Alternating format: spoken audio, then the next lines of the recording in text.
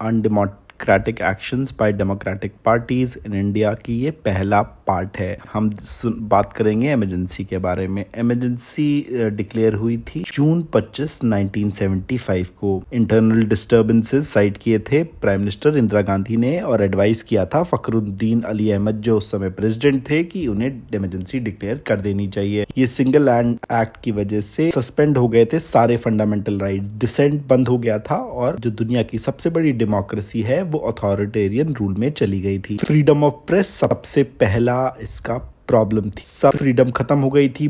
सरकार के खिलाफ कोई भी बात बोलना बंद कर दिया गया था। अब ऑपोजिशन के सारे लीडर्स को जल्दी से अरेस्ट कर दिया गया था, जिसमें जयप्रकाश नारायण, मोरारजी देसाई, अटल बिहारी वाजपेयी और LK आडवाणी भी इंक्लूडेड थे। 35,000 लोगों को maintenance of internal security act के अंतर्गत अरेस्ट किया गया था। अब काफी पॉलिसीज इस एरा में इनैक्ट की गई थी। In famous 42nd amendment to the constitution, जिसको मिनी कॉन्स्टिट्यूशन भी कहा जाता है, वो भी जल्दी से पुश कर दिया गया था। इसने जुडिशरी की काफी पावर्स को लिमिट कर दिया था। अब ये एक्सटेंड कर दिया था इसने टर्म लोकसभा का और एग्जीक्यूटिव को स्वीपिंग पावर्स दे दी थी। सबसे जो टेरिफाइंग चीज थी इस पूरे इमरजेंसी में वो था स्टेरिलाइजेशन प्रोग्राम, जिसको संजय गांधी ने स्पीयरहेड किया था। इस मिसगाइडेड एफर्ट में पॉपुलेशन कंट्रोल के मेजर्स के बारे में बात की गई थी और लोगों को जबरदस्ती नसबंदी करी जा रही थी। इकोनॉमिकली जो गवर्नमेंट थी वो 20 पॉइंट प्रोग्राम पे चल रही थी। रूरल और अर्बन डेवलपमेंट करना चाहती थी। ऑल्दो कुछ जो मेजर्स करे गए थे जैसे एबॉलिशन ऑफ बॉन्डेड लेबर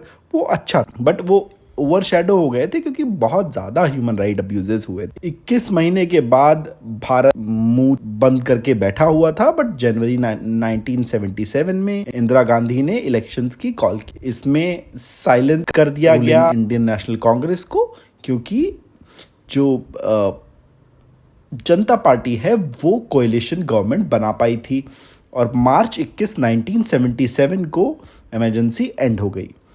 ये स्टार्क रिमाइंडर है कि जो डेमोक्रेसी है वो बहुत फ्रेजाइल है और इमेंस पावर है लोगों की वॉइस में, मगर उनको दबाया भी जा सकता है। अगर आपको एमएनसी के बारे में कोई कहानी पढ़नी है तो आप पढ़ सकते हैं the fine balance bye Rohinton Mistry.